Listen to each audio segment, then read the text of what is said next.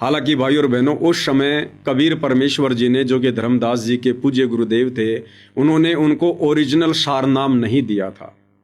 उस समय किसी को देना ही नहीं था। ये डिक्लेयर परमात्मा ने वर्तमान में करना था, कलयुग की पिछली पीढ़ी में।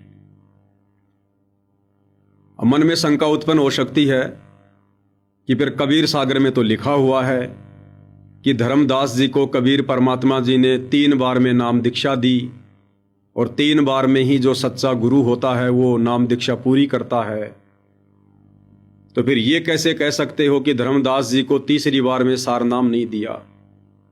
देखो, धर्मदास जी को कबीर परमेश्वर जी ने 3 बार में दीक्षा दी, क्योंकि परमात्मा जी ने आगे चलकर जो पूर्ण गुरु होगा उसका एक लक्षण ये भी होगा कि वो 3 बार में नाम दीक्षा की प्रक्रिया को पूरा करेगा। इस बात को भी परमात्मा ने साबित करना था, प्रमाणित करना था।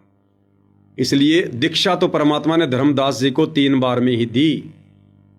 प्रथम बार जो प्रथम मंत्र है, दूसरी बार शतनाम, और तीसरी बार कहा कि धर्मदास, ये सार नाम है। केवल 3 बार में दीक्षा दी जाती है। इस बात को प्रमाणित करने के लिए परमात्मा ने तीसरी बार में सारनाम के नाम से धर्मदास जी को दीक्षा दी। लेकिन जो मंत्र परमात्मा जी ने दिए थे वो वास्तव में सारनाम नहीं था।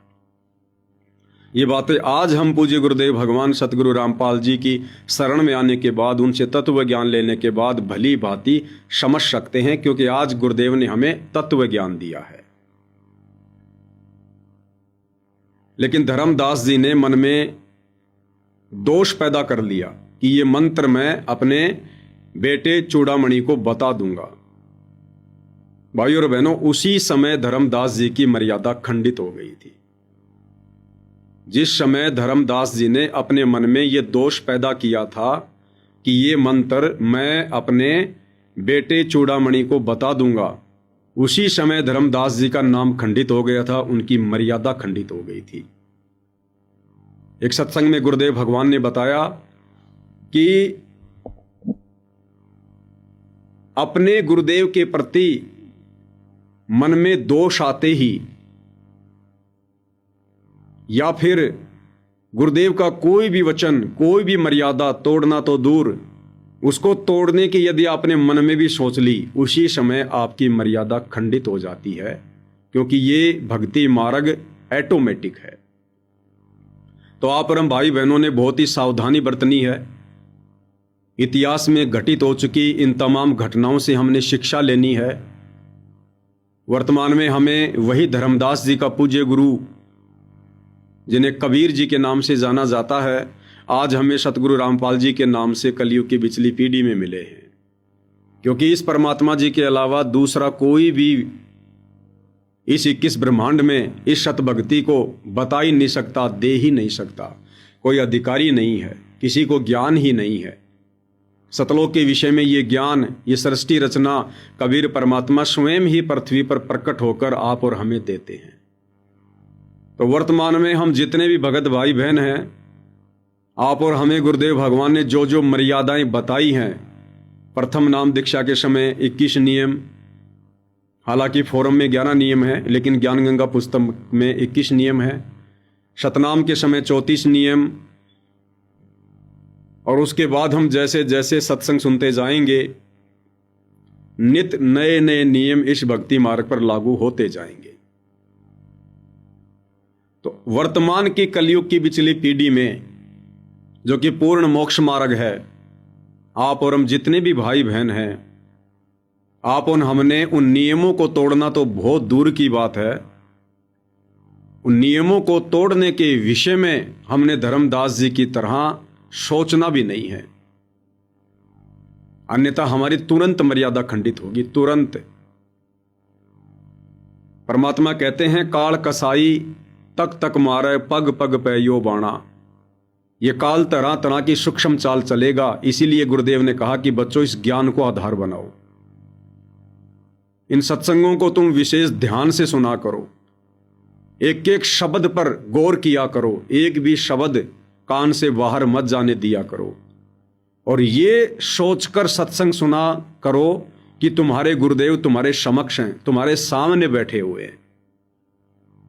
इतना डर हो, इतना भय हो, इतनी सावधानी रखकर हमने ये सत्संग सुनने चाहिए। तो वर्तमान में आप और हम भाई बहनों ने जिन जिन को ये मार्ग समझ में आ गया है, जिनको सतगुरु समझ में आ गया है और जिनको वास्तव में अपनी आत्मा का कल्याण ही करवाना है, उन भाई बहनों ने गुरुदेव भगवान की एक भी मर्यादा ना कोई छोटी होती है ना कोई बड़ी होती है, हमने एक भी मर्यादा तोड़ने की सोचनी भी नहीं है।